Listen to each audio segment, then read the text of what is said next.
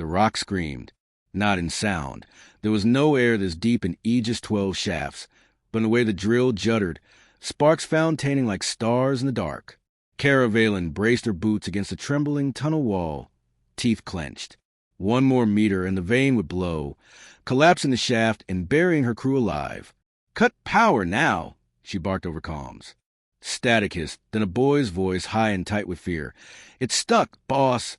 It won't shut down." Kara swore under her breath, vaulted across the cramped tunnel, and slammed her fist against the manual override. The drill's whine died, leaving only the groan of stone settling back into silence. Dust drifted, catching the glow from helmet lamps. The boy, Jace, sagged with relief, shoulders quivering under his exosuit. "Sorry, boss. I didn't." "You panicked," Kara cut in, unfastening her helmet. Sweat dripped from her hairline. "Panic kills faster than rock. Learn that now, or you won't last a month." Jace swallowed hard, but nodded. He couldn't be more than 19, still soft around the eyes. "Aegis. 12 ate people like him alive." Kara clapped his shoulder, softer this time. "But you didn't run. That counts. Grab your tools. We're done for the shift." They emerged from the shaft into the main bay, where stale recycled air pressed heavy against the lungs and the ceiling lights flickered with age. Rows of miners hunched over broken equipment, hands black with grease. The colony was held together by patchwork repairs and stubborn will. A voice called from the mess corner. "Hey, Valen, heard a rumor for you." It was Bran, a smuggle with more scars than teeth. He leaned back in his chair, tin cup of recycled liquor in hand, eyes glinting with mischief. Kara raised a brow. "If it's another story about how you once outran a patrol ship, spare me. This one's fresh. Dominion fleet, sighted near the belt.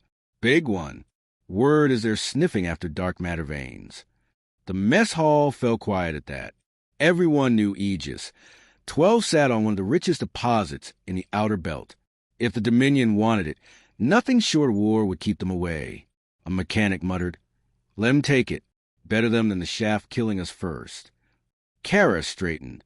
"You hand it over, you're not miners anymore.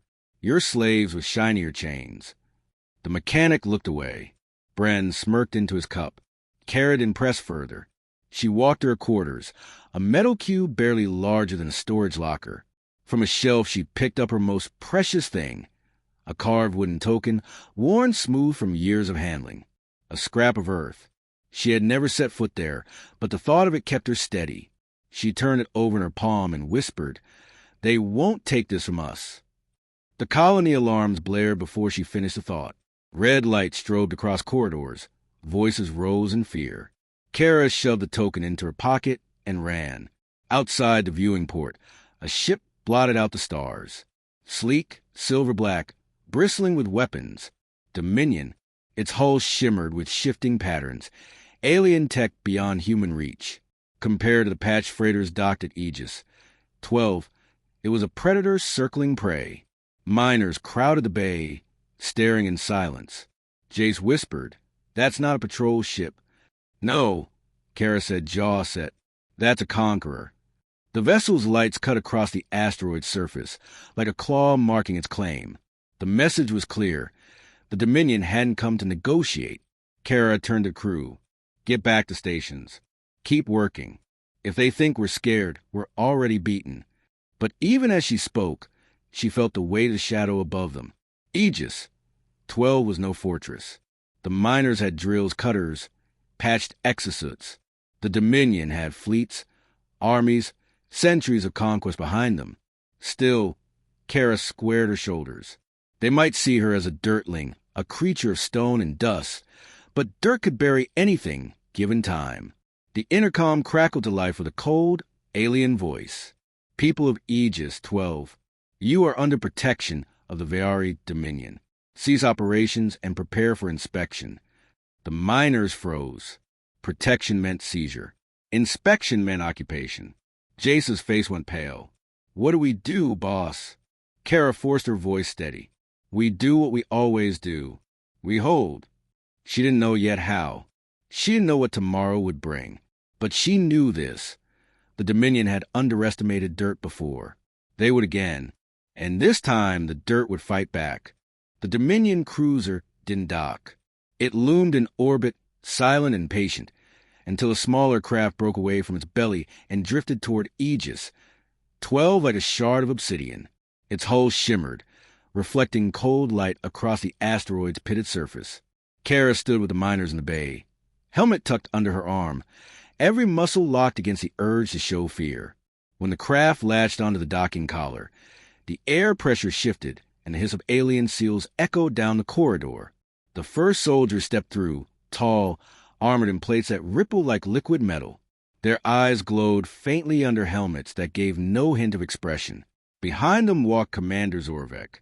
He was humanoid in shape but stretched, elongated. His skin bore patterns that shimmered in the light. The Dominion offers protection.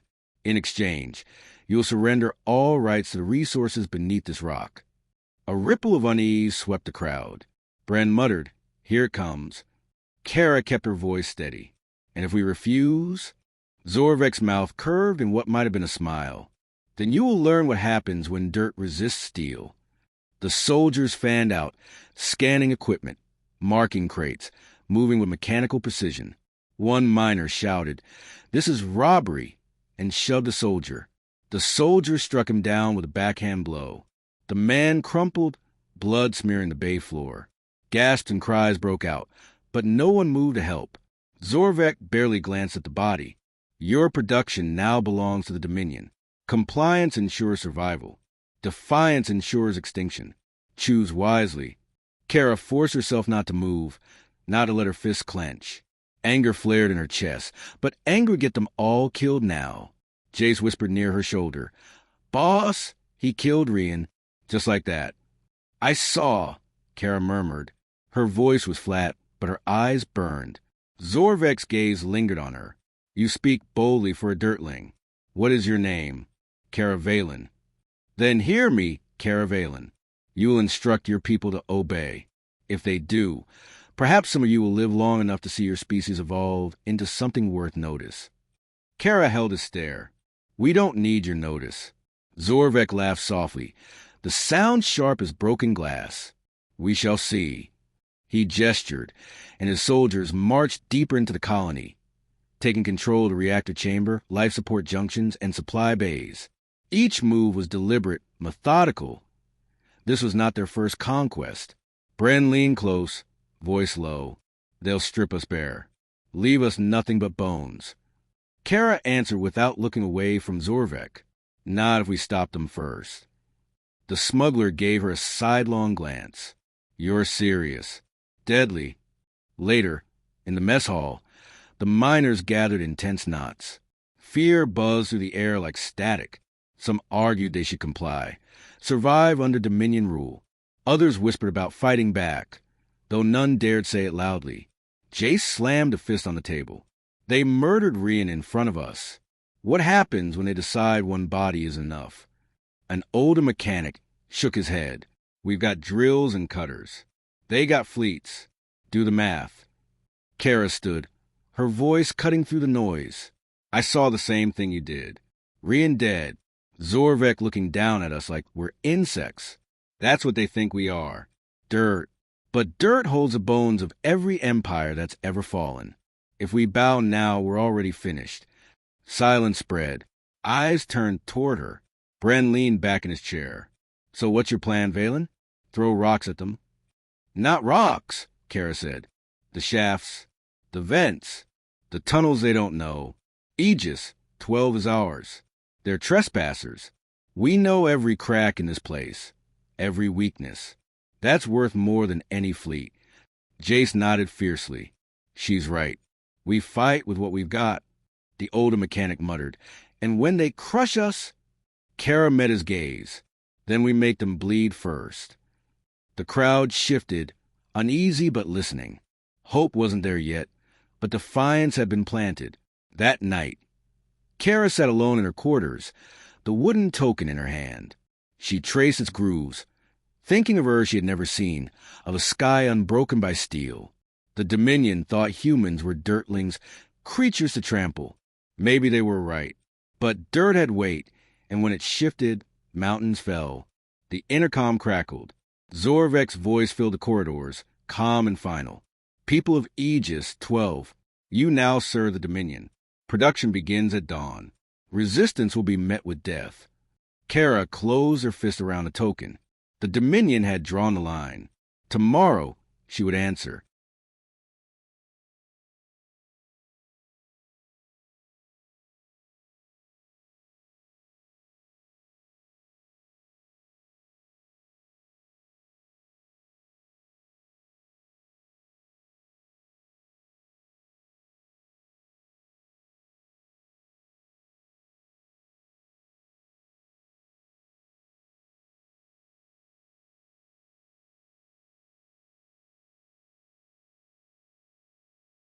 The tunnels dripped. Condensation gathered on rusted pipes and ran in thin rivulets down the metal walls, pooling in the ankle-deep water of the maintenance shafts. It smelled of rust and stale air, a scent every miner knew as well as her own skin. Kara crouched on the walkway, listening for footsteps. None came. The Dominion soldiers never bothered with these forgotten passages. They were too narrow for their armor, too easy to collapse.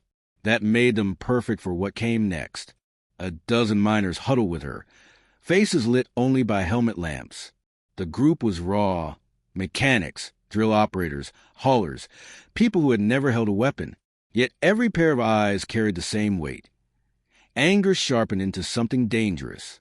Bren leaned against the wall, arms folded. You dragged us down here for a pep talk. Or are we getting the part where we actually hurt them? Kara's voice was low, firm. Both. We can't meet the Dominion in open fight. We'd be ash in seconds. But this colony's bones belong to us. We turn that against them. Vents, shafts, reactors. Tools they don't understand. That's our edge. Jace shifted nervously, clutching a plasma cutter. And if we get caught, then we die standing, Kara said. Better that than live as dirt under their boots. The group fell silent. They had all seen Rian's body still lying cold in the bay, ignored by the Dominion guards as if he were nothing. That memory needed no more words. Kara unrolled a patch schematic onto the damp walkway. First step, cut off the supply lines. They're storing fuel cells in Bay 4. Light them up, and their patrol craft won't be leaving soon. Bren whistled softly. That'll get their attention. That's the point, Kara answered. Hours later, the strike began. Bay 4 was watched by 3 soldiers, their armor gleaming under harsh lights. The humans lay in shadow above, pressed into the overhead ducts. Kara motioned. Jay steadied his hands around the cutter, sweat dripping down his jaw. Now, Kara whispered. The cutter's beam sliced through a pipe. Steam hissed white-hot, blasting into the bay. The guard staggered, momentarily blinded. The miners dropped from the ducts like shadows. Swinging tools turned into weapons. A drill punched through a soldier's chest plate with metallic scream. Sparks showered as another was struck down with a repurposed jackhammer. The third reached for a weapon, only to collapse when Bren's knife slid under his helmet seal. The fight was brutal, fast, and final. Kara yanked open a crate of fuel cells. Rigged them. The miners worked with frantic hands, stringing improvised charges. Minutes later, they scrambled back into the ducts. Kara gave a single nod. The blast tore Bay 4 apart, flame belching into the void through ruptured hull plates. Sirens howled. Back in the tunnels, Jace panted, wide-eyed. We actually did it. Bren grinned through bloody teeth. Told you she had teeth. Kara silenced them with a gesture. This was just noise. They'll answer hard. Next time, we'll bleed for it. Zorvek did not disappoint. The commander's voice thundered over colony-wide speakers, calm as a judge passing sentence. Rebellion detected. 3 of my soldiers dead. This is your lesson. In the central bay, miners were dragged out at random. Kara wasn't there to watch, but the screams carried through the station. 20 were executed. Their bodies were stacked as warnings at the docking collar. Jace's hands shook when he told Kara what he'd seen. They lined them up like cattle, didn't even ask questions. Kara forced her rage down into something harder, sharper. That's what they want. Fear. Don't give it to them. We bury our dead, then we fight again. The next strike came 2 nights later. Dominion patrols had grown heavier, their routes predictable. Kara's group waited in silence as the soldiers passed through a half-collapsed shaft. At her signal, they triggered the charge. Rock and steel cascaded down, crushing 2 instantly. The third staggered, trapped by rubble. Kara leapt forward, cutter in hand, and finished it with a single thrust. Her people cheered, but she raised a hand. No celebrations. They'll retaliate again. This isn't victory. It's survival. Still, she saw it, the flicker in her eyes. Pride. The Dominion had called them Dirtlings, but dirt had teeth now. Later, alone in her quarters, Kara sat staring at the wooden token. Her hands were still stained with alien blood. She wondered how many more would die under her command. Rian's empty stare haunted her. The 20 executed haunted her. She had started something she could no longer stop. A knock rattled the door. Bren stepped in without waiting for permission. "You're bleeding them," he said.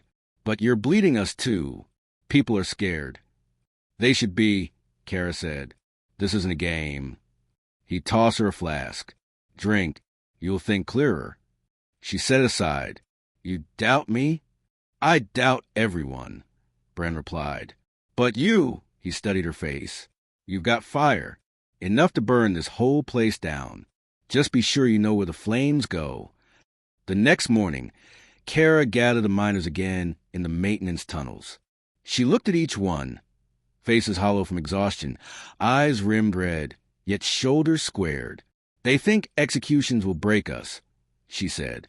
"They're wrong. Every name they erase, we carry. That's our strength. Not ships, not weapons, memory. And that's something they can't kill." Jace lifted his cutter. "Then let's give them more to remember."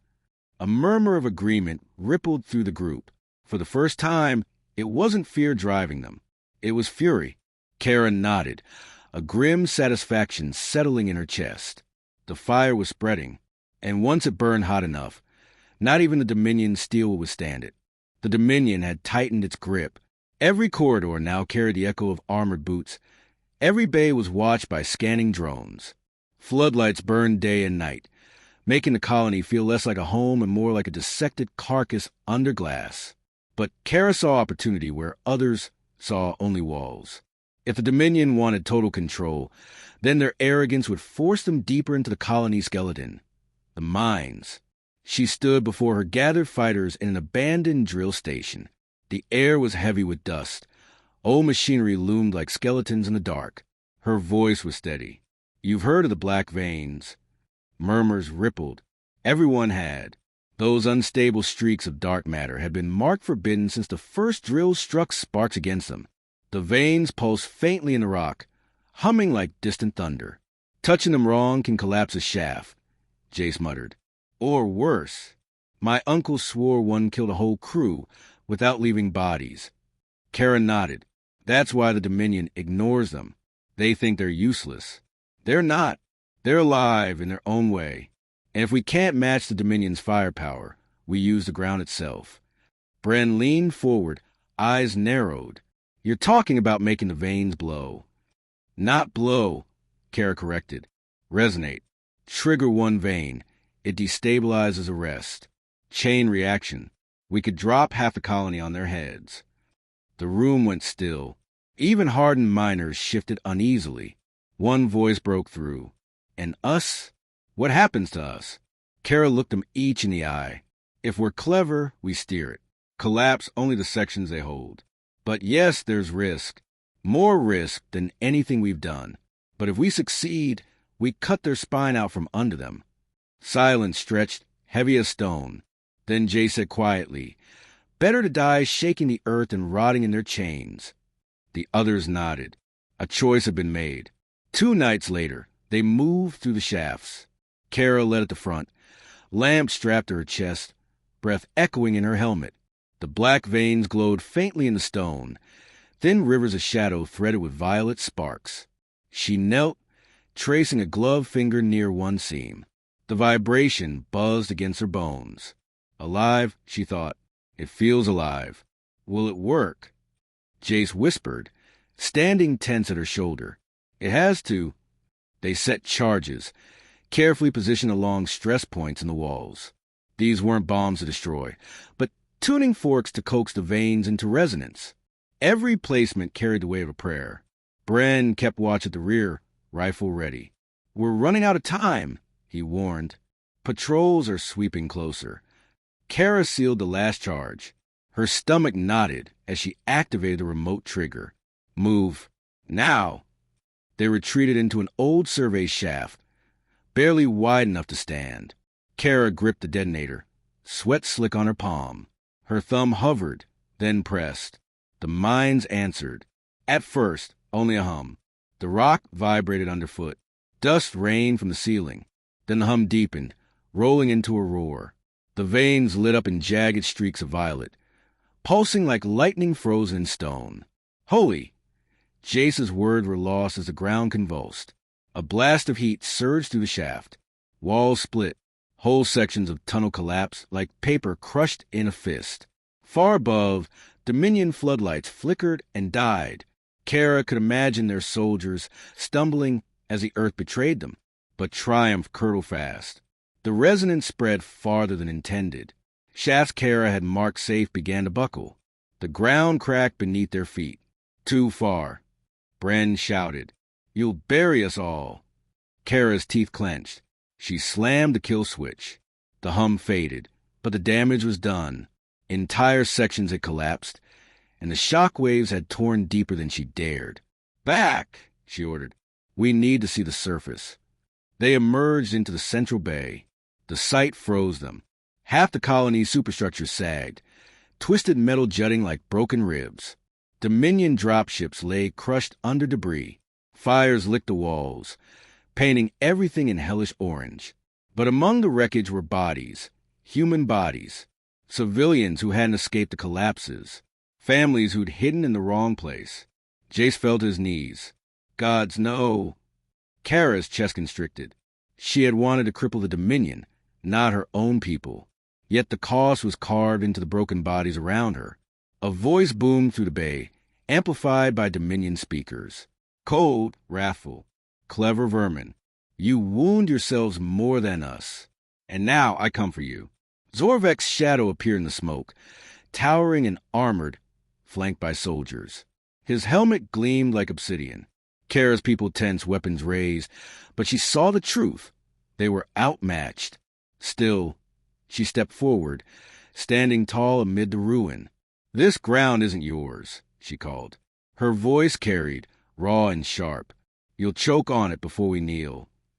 Zorvek raised his weapon. "Then you'll choke first." Blaster fire ripped across the bay. The miners dove for cover, returning shots with cutters and stolen rifles. The battle turned savage amid the flames. Kara fought like a storm, driving her cutter into the joints of a soldier's armor. Sparks and blood sprayed. Jace fired wildly, Bren covering him with deadly precision. But Zorvek advanced unhindered, each step shaking the floor. His strike shattered cover, his blade cleaving through steel. Kara met him head-on. Their weapons clashed, energy shrieking as cutter met alien steel. The impact numbed her arms, but she held firm. "You're nothing," Zorvek snarled. Scraps of dirt. Kara bared her teeth. Dirt grows roots. Roots crack stone. She twisted, driving the cutter deep into a seam of his armor. Zorvek roared, slamming her aside. Pain lanced through her ribs, but she forced herself back up. The bay burned around them, screams mingling with fire and steel. For the first time, Kara saw it in her enemy's eyes. Not certainty, not superiority, but respect edged with fury. The Dirtlings had become more than prey. When the clash finally broke, the miners had pulled back into the tunnels, dragging their wounded. They had lost many, too many, but the Dominion had bled as well. Kara staggered into the dark, chest heaving. Every step echoed with the weight of the dead she hadn't meant to sacrifice. Bren caught her arm. "You lit the veins," he said quietly. "Now the whole colony shakes." Kara looked back at the smoke rising through the broken bay. Her voice was hollow but steady. Then let it shake, she said. If we fall, the Dominion falls with us. The colony trembled, as though the world itself prepared to collapse. Dust sifted from the ceiling in lazy spirals, caught in the glow of flickering lamps. Kara pressed her back against the wall, lungs burning, ribs aching from Zorvek's blow. Around her, what remained of the resistance gathered, weary but unbroken. They had survived the bay. Barely. Half their number lay dead in the rubble, but so did squads of Dominion soldiers. It was a wound on both sides, one that couldn't be ignored. Jace leaned against a support beam, blood seeping through his sleeve. We can't fight him again, Kara. Not head-on. He'll cut us apart. Bren wiped soot from his face. His voice was harder. We don't need to fight him. We need to finish this. Collapse the core shafts. Bring the whole Dominion garrison down. If the colony dies, it dies with them. The words landed heavy. Everyone looked to Kara. She met their eyes and saw exhaustion, but also a dangerous resolve. Total collapse means every survivor above ground is gone, she said quietly. Our families, the children hiding in the outcaves. Bren cut her off. Better ashes in chains. You saw Zorvek. There's no mercy coming. The silence that followed carried the weight of an unspoken truth. Kara didn't answer immediately. Instead, she guided them deeper into the tunnels until they reached the old survey chamber, the place where the veins converged. The walls glowed faintly with threads of violet, pulsing like a heartbeat. The hum was stronger here, resonating in her chest. This is the heart, she murmured. If we trigger it fully, the veins will unravel. The colony, the Dominion, all of it. Jace swallowed hard. And us. Not if someone stays behind, Bren said grimly. One person to hold the trigger until the last moment.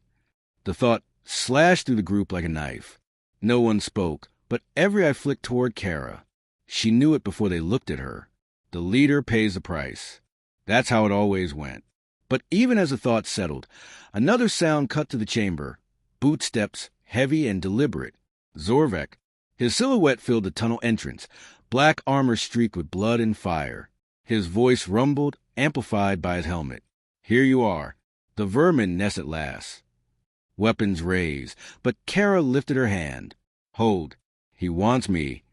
The Dominion commander advanced slowly, each step cracking stone beneath his boots. You've scarred this world, little Dirtling. More damage than I imagined you capable of. But you've also shown me your limit. You cannot win. Kara stepped forward, blade in hand, though her body screamed with pain. Maybe not, but I can make sure you lose with us. Zorvek tilted his head. You would destroy your own people to spite me? To spite you? No. Her voice sharpened, steady. To remind you that humans don't kneel. Not to stone, not to steal, not to you. His laugh echoed, low and humorless. Pride before death. Very well. He lunged. The chamber erupted in motion. Kara met his blade with her cutter, sparks blinding in the violet glow. The impact rattled her bones. She ducked, struck at the seam in his armor, but his counterblow hurled her against the wall. Jace fired, shot sparking harmlessly against Zorvek's plating. Bren charged, slamming a drill spear into the commander's flank. The weapon bent, metal shrieking. Zorvek swatted him aside like a rag doll. Kara forced herself upright, blood on her lips. She knew then this wasn't a fight she could win by strength, not against him. She looked at the veins pulsing around them, felt their rhythm in her chest. Alive, she thought, waiting. An idea took root, dangerous and final. Jace, she shouted over the clash. Get them out. All of them. Now. He froze. What about you? Go. Her voice cracked like a whip. For once, he didn't argue. He grabbed Bren, half-conscious, and pulled him toward the exit. Others followed, torn between fear and faith. Only Kara remained with Zorvek in the chamber's glow. He stalked closer, blade dripping sparks. Noble, foolish, alone at the end. Not alone. She pressed her palm against the nearest vein. Energy flared, coursing through her arm. Pain seared like fire and ice together, but she held. The chamber vibrated. The veins answered her, light surging to the stone in jagged pulses. The hum rose into a howl. Zorvek hesitated, visor reflecting the rising glow. "What are you doing?" "Showing you the heart of dirt." Her teeth clenched as the energy tore her nerves. "We endure, we break, and we burn." She triggered the resonance. The world convulsed. Veins ignited in a storm of violet fire, racing to the rock like lightning. The chamber shook, collapsing in showers of debris. Zorvek roared, striking at her, but the ground split beneath him. He fell into the rift, swallowed by the living stone's fury. His scream was lost in the roar. Kara's vision blurred, her body burning from within. She staggered, still holding the vein, keeping the chain reaction balanced just long enough for the others to escape. Memories flickered. Her father's hands guiding hers on a drill, her mother's laugh at the cook fires, the children chasing each other through the dust. All the lives that had called this rock home. Her knees buckled. She whispered, not to the Dominion, not even to the veins, but to her people, "Live, grow, break the stone." The collapse swallowed her words. Far above, the survivors reached the surface just as the colony caved in. Towers crumpled. Dominion dropships vanished in avalanches of rock. The sky lit with violet fire as the veins burst, sending shock waves across the barren plain. Jace fell to his knees, dragging Bren beside him. The others stared in stunned silence as their world tore itself apart. Then, as the dust began to settle, a fragile dawn broke across the horizon. The Dominion garrison was gone, their command shattered. The colony, too, lay in ruins, but a people remained, scarred, grieving but alive. Jace rose slowly, clutching the detonator Kara had dropped into his hands before she faced Zorvek. He looked at it, then at the others. His voice was rough but certain. "She gave us a chance, not just to survive, to build again. We don't waste it." The Dirtlings nodded. Around them, the earth still smoldered, but in their eyes burned something stronger, resolve. For the first time, the Dominion had tasted fear, and humanity had carved its defiance into stone.